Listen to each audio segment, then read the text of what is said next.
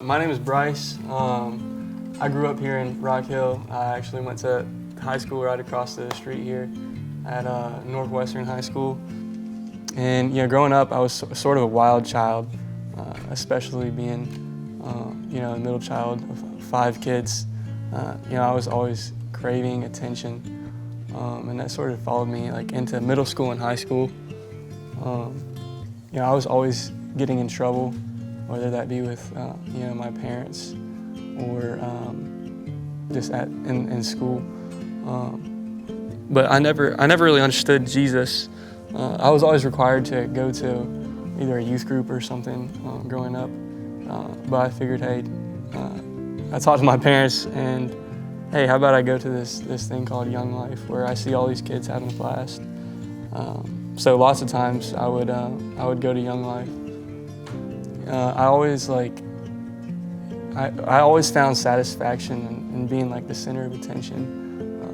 I really wanted to be that popular kid. It really drove me to a substance abuse problem, which only grew in college. When I was getting in trouble and everything in high school, I always had these people that I barely knew. Dave was my leader in high school, and he was always, I would get in trouble and he would text me, just wondering how I was doing.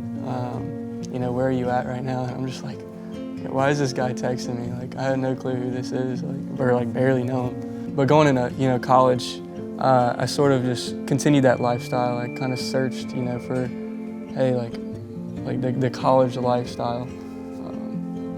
And it began to bog me down mentally and emotionally. I wasn't doing well in school. I kind of just had no purpose. I went in undeclared. I had no career path that I wanted to pursue. And in my sophomore year of college, I kind of just reached a breaking point. The Liz life I had lived for so long, I finally realized, hey, this isn't it. This really sucks. But I called this guy, Carson Howe, one of my best friends now. And I was telling him this thing, I was telling him, hey, dude, my life sucks right now. I'm just desiring change. I just don't really know what to do. And he began to tell me about Jesus. That night, I truly just realized how desperately I needed him. And regardless of, how much trouble I'd been in, growing up, or the things I had done, people I'd hurt, Jesus was there. And I think that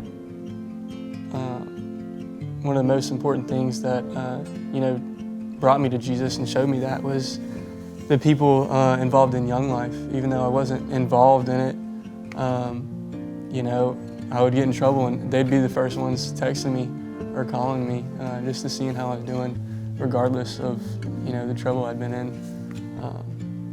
But after I gave my life to Christ, I began to, I reached out to some ministries at Coastal Carolina called Crew, and they began to disciple me.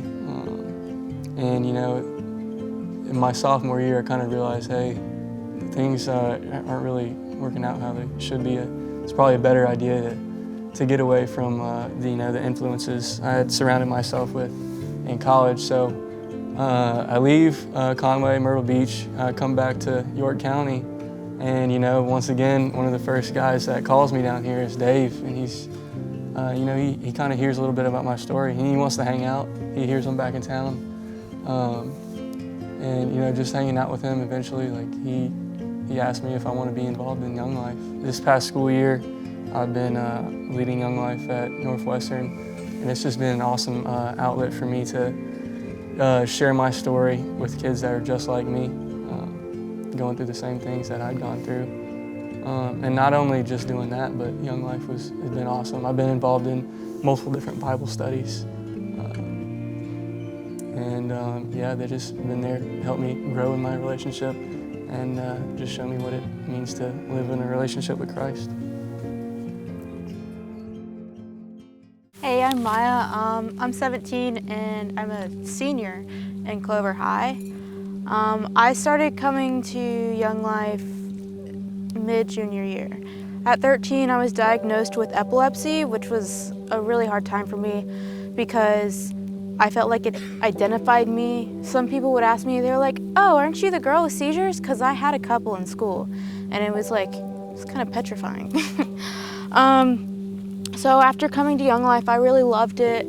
I started coming every week, and my Young Life leader, Megan, introduced me to weekend camp. I went there, and I had a lot of fun. Something clicked, but I wasn't really sure what it was, and it wasn't until I almost died in a seizure that I had during quarantine. It was pretty traumatic for me and my mom. There was nobody else home. She told me she prayed for me. And I brought her the story of the demon-possessed man that was healed by Jesus. And funny thing is, I was like, "Mom, are there demons in me? Like, what's wrong with me?" I was always ashamed of it because, like, who wouldn't be? Like, I feel like it's embarrassing to have a seizure. So, I don't know, I just felt like that night Jesus was present in my life and he was there for me. I was like, wow, I don't have anything to be ashamed of. If Jesus can heal me, then all I have to do is put my faith in him. And I started talking about, Jesus more. I started doing devotions, and I actually started going to campaigners after that. And I got more involved in Young Life. I started introducing my friends to Young Life, and it made me really happy to see their connection with Young Life and God and learning about it. I really enjoy it because it gave me an outlet, it gave me new friends, a lot of different stuff that I could do, and it changed my life, I think. I'm Katie. I'm originally from Columbia, South Carolina. That's where I kind of grew up. Moved all over the place, but that's where I say I'm from. Nothing really crazy about my life really happened until I was in high school. I was just like really, really frustrated kid. I would say that at the very end of my freshman year, I started doing drugs a lot, and going on to my sophomore year, I became addicted to pain pills. But I don't remember much of my sophomore year at all. But kind of the whole time, my brother was involved in Young Life, and so me and Matthew, who's my brother, were very similar. So my parents were like, "Katie, you gotta go to Young Life too. Like, it helped Matthew. Like, you gotta go." Started going to Young Life, and I'll never forget the very first time I went. We were at this little gazebo outside, and that's where I met who would be my Young Life leader, Sarah. She just came up and started talking to me like she had known me for years, and I think that's the first time outside of my family I felt known and I felt very seen, and someone wanted to talk to me, someone wanted to get to know me. And so anyway, I started going to Young Life, going to campaigners and club and all the other events that we would do.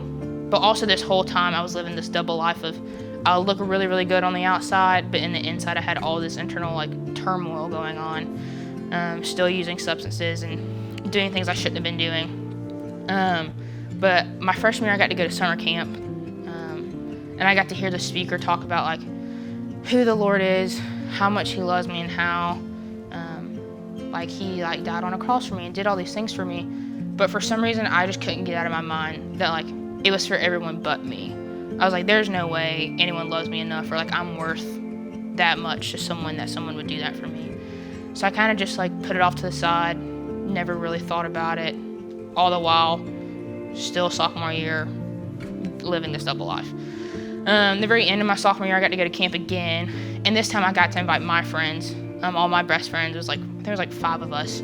That summer I got to hear the same message, but this time I think watching my friends get to hear the gospel and it clicked for them, and in cabin time getting to hear about their life and getting to hear how them experiencing Jesus for the first time made them feel, or how it changed so many things for them. I was like, wait, maybe I'm not the exception. And so I ended up standing up at Say So that at the very end of the week, just kind of putting a stake in the ground, saying that's when I declared I gave my life to the Lord. That was in 2013 or 2014, I think.